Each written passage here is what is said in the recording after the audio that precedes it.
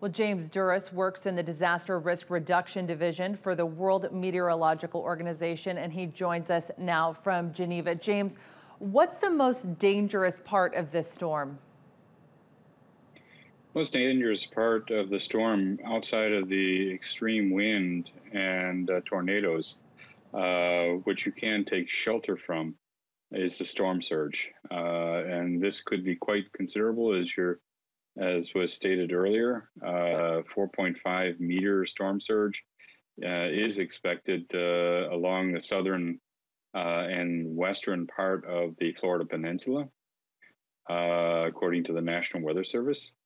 And this will come in shortly after the eye of the storm moves past the locations. So the southern part of the storm is where the storm surge will come on this particular storm.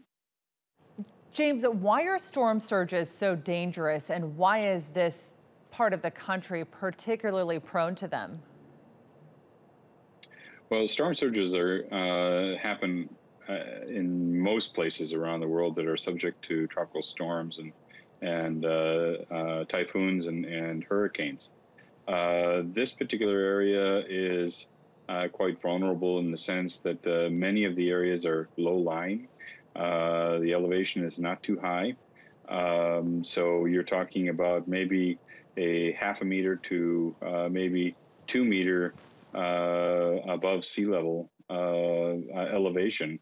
And if you get a storm surge of 4 meters, it's quite considerable as opposed to other parts of the country. Hurricane Harvey hovered for quite some time over Texas because of just how much flooding there was. And as you and I know, James, hurricanes feed in the ocean because they suck up that water and they spit it back down as rain. And the waters, of course, in Texas provided the perfect atmosphere for that. With the amount of predicted rainfall in Florida, can we expect the same thing to happen there, or maybe even in Georgia per se? According to the National Hurricane Center and the National Weather Service, the storm is moving at a fairly good clip, whereas tropical Hurricane Harvey and then Tropical Storm Harvey was moving almost, it was basically stationary. The good thing about this is that it will not be long-lived. It won't be days. It will be maybe a half a day to a day of heavy rains. In Georgia, and as it goes northward, there is definitely a possibility of flooding, and that as the system starts slowing down as it approaches the Mid-Atlantic or Tennessee area.